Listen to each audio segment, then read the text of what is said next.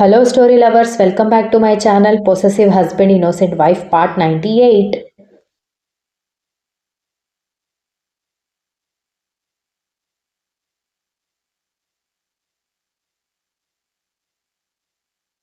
అందరూ కలిసి షోరూమ్ నుంచి బయటకు వచ్చి బయలుదేరిన తర్వాత ఏమండి ఒక్క నిమిషం కార్ ఆపండి అనగానే ఎందుకు ఇంకా ఏమైనా కొనాల్సినవి ఉన్నాయా అని అడిగేసరికి లేదు అక్కడ చూడండి వరుణ్ ధాత్రి అని దక్ష చూపించడంతో పక్కకి తిరిగి చూసిన కర్ణకి కూడా వరుణ్ ధాత్రి కనిపించేసరికి వాళ్ళిద్దరు ఇక్కడేం చేస్తున్నారు ఇద్దరు ఇప్పుడు ఆఫీస్లో ఉండాలి కదా అని అడిగేసరికి నేను అదే అడగాలనుకున్నాను వీళ్ళిద్దరూ బయట ఏం చేస్తున్నారని దక్ష అడిగేసరికి ఏం చేస్తున్నారో తెలుసుకుందాం అనగానే ఆఫీస్ టైంలో బయట ఉన్నారని పాపం తిట్టకండి అని దక్ష అనగానే నేను మేనేజ్ చేస్తానురా అని అంటూ ఇద్దరూ వెళ్లారు.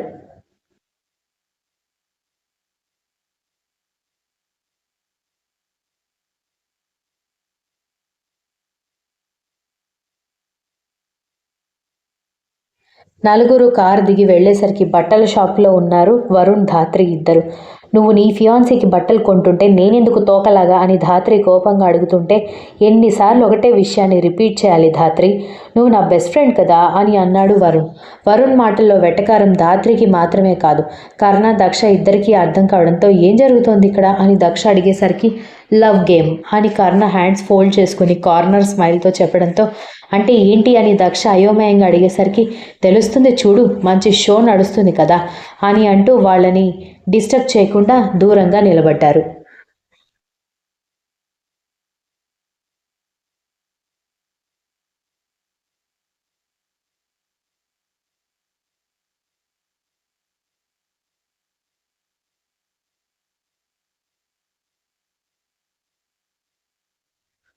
ధాత్రి చేత డ్రెస్సులు మొత్తం సెలెక్ట్ చేపిస్తూ ఇదైతే తనకి సూపర్గా ఉంటుంది, ఈ డ్రెస్లో ప్రిన్సెస్ లాగా ఉంటుందని అంటున్న వరుణ్ మాటలకి ఒళ్ళు మండిపోతుంది ధాత్రికి. కానీ ఏమీ చేయలేని పరిస్థితి. అలా ఒక 10-15 షాపింగ్ బ్యాగ్స్ ధాత్రి చేతికిచ్చేసి వరుణ్ బైక్ కీస్ గాలిలో తిప్పుకుంటూ బయటికి వెళ్తూ ఉంటే ధాత్రి తిట్టుకుంటూ ఫాలో అయిపోతే అదేంటి షాపింగ్ బ్యాగ్స్ మొత్తం ధాత్రి చేత మోపిస్తున్నాడు, అవన్నీ తన కోసం కొన్నాడా అనగానే నువ్వు వరుణ్ మాటలు సరిగ్గా వినలేదా, వేరే వాళ్ళ కోసం కొంటున్నాడు కానీ ధాత్రిని ఉడికించడానికి కావాలని తనని షాపింగ్కి తీసుకొచ్చాడు అని చెప్పాడు కర్ణ.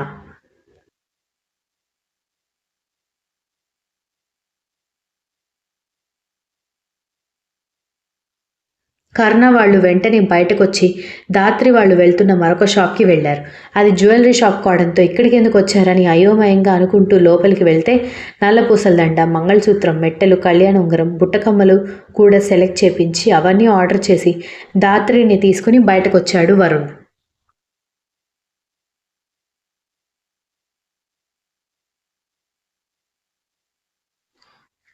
అసలు ఇవన్నీ ధాత్రి చేత ఎందుకు చేయిస్తున్నాడు వరుణ్ అని దక్ష అయోమయంగా అడిగేసరికి నీకు ఇంకా విషయం అర్థం కావడం లేదా మట్టి బుర్ర అని కర్ణ అనగానే దక్ష మూతి ముడుచుకొని చూస్తూ ఉంటే ధాత్రి వరుణ్కి నో చెప్పినట్టుగా ఉంది. అందుకే తన ఫీలింగ్స్ తనకి అర్థమయ్యేలా చేయడం కోసం వరుణ్ ఇలా చేస్తున్నాడు. పెళ్లి టైంలోపు ఒక్కసారైనా ధాత్రి ఓపెన్ అవుతుందని వరుణ్ ప్లాన్ అనగానే పెళ్ళేంటి అని దక్ష షాక్ అయింది.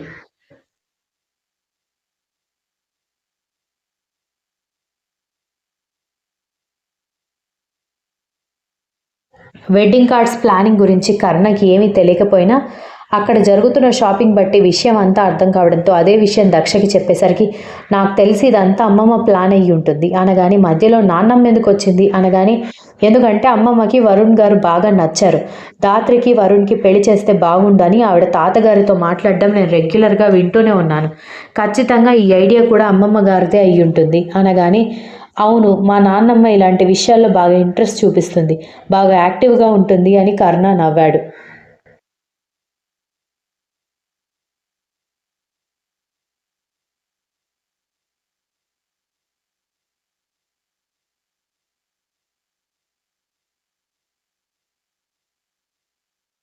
ఇంతలో హలో కర్ణ, లాంగ్ టైం నో సీ అని అన్న గొంతుకి అందరూ తల తిప్పి చూసేసరికి వేద్ అక్కడికి వస్తూ కనిపించేసరికి ఈ అమ్మాయి ఇక్కడికి వచ్చిందేంటి అని దక్ష అయోమయంగా అడిగేసరికి నాకు మాత్రం ఏం తెలుసు అన్నాడు కర్ణ. ఏంటి కర్ణ పలకరిస్తుంటే కూడా పలకరించకుండా అలా చూస్తున్నావని అడిగేసరికి నువ్వు వైజాగ్లో ఉండాలి కదా, హైదరాబాద్లో ఎలా అని అడిగేసరికి ఇది మరీ బాగుంది. హైదరాబాద్ ఏమైనా వేరే ఖండంలో ఉందా ఏంటి? 4 to 5 hours జర్నీ. వచ్చేశాను అనగాని ఎందుకొచ్చావు అని దక్ష అడిగేసరికి దక్ష అవతారాన్ని గమనించింది వేద. సాటిన్ శారీ కట్టుకుని పొడవాటి జడ యాజ్ యూజువల్గా ఉంటే పాపిట్లో కుంకుమ, మెడలో కొత్తగా వచ్చి చేరిన బంగారపు మంగళసూత్రం, ఒంటిపేట నల్లపూసలదంట కనిపించేసరికి షాక్ అయ్యి మీ ఇద్దరు పెళ్లి కూడా చేసేసుకున్నారా అని అడిగింది.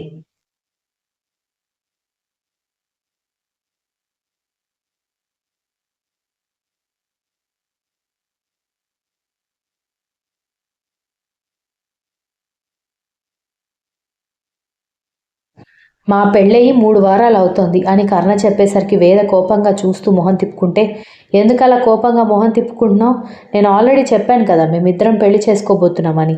నీకు వైజాగ్లో ఉన్నప్పుడే తెలుసు కదా అని దక్ష అడిగేసరికి ఏ కారణంగా అయినా అది ఆగిపోతుంది, నాకు ఛాన్స్ దొరక్కపోతుందా అని అనుకున్నాను, కానీ దేవుడు నా తలరాత ఇలా రాశాడు అని నేను అనుకోలేదు అనగానే కర్ణ దక్ష ఇద్దరు ఒకరినొకరు చూసుకుంటే వేద మాటలు ఏమాత్రం నచ్చకపోవడంతో ఎవరక్క ఈ అమ్మాయి, ఏంటో తలతిక్కగా మాట్లాడుతోంది అని అడిగారు దక్ష తమ్ముడు చెల్లెలు.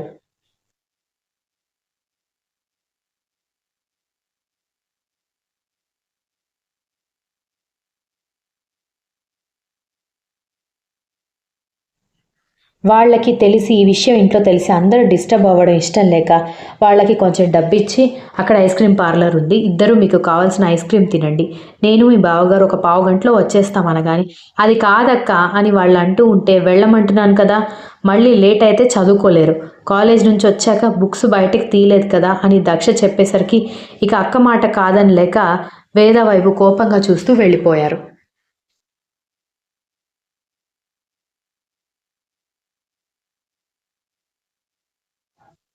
ఓహో! నీకొక తమ్ముడు, చెల్లెలు కూడా ఉన్నారా అని వేద వెటకారంగా అడిగేసరికి అందరూ నీలాగా ఒంటికాయ సొంటి కొమ్ము ఉంటారనుకున్నావా ఏంటి?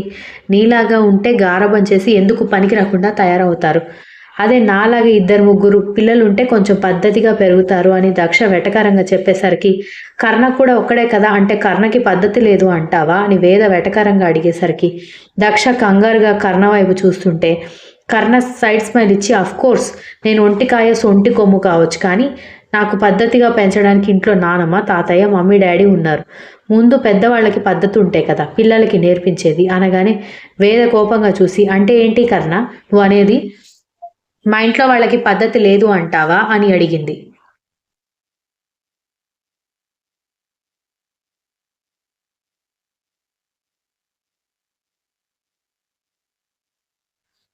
నీకు ఆ డౌట్ వచ్చిందంటే సమాధానం కూడా నువ్వే ఆలోచించుకోవాలి వేద అని దక్ష చెప్పేసరికి మీరిద్దరూ చాలా ఎక్కువగా మాట్లాడుతున్నారు అని అంది వేద.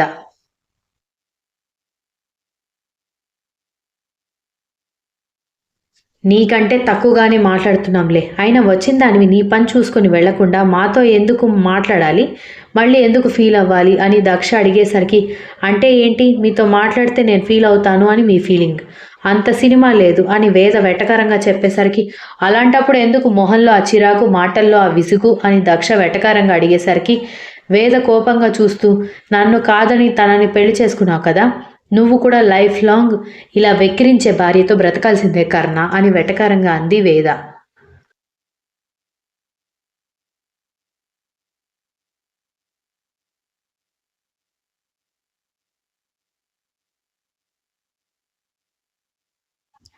తన పేరు దాక్షాయణి, వేద కాదు. పని పాట లేకుండా అందరిని విసిగిస్తూ ఉండడానికి. తనని విసిగించిన వాళ్లతో మాత్రమే తనలా మాట్లాడుతుంది. వీఆర్ ఇన్ డీప్ లవ్, చాలా ట్రై చేసావు కానీ ఇంకా బయలుదేరు అని కర్ణ చెప్పేసరికి వాళ్ళిద్దరిని కోపంగా చూస్తూ తను వేసుకున్న హీల్స్ టకటకలాడిస్తూ వెళ్ళిపోయింది వేద. కాసేపటికి దక్ష తమ్ముడు చెల్లెలు కూడా రావడంతో వరుణ్ దాత్రి కూడా అక్కడి నుంచి వెళ్ళిపోయేసరికి వీళ్ళ ముగ్గురిని ఇంటి దగ్గర డ్రాప్ చేయడానికి కర్ణ వచ్చాక వాళ్ళ వాళ్ళ కోసం కొన్న వస్తువులను గర్వంగా చూసుకుంటూ దక్ష తమ్ముడు చెల్లెలు ఇంట్లోకి వెళ్ళిపోతే దిగబోతున్న దక్ష చేతిని పట్టుకున్నాడు కర్ణ.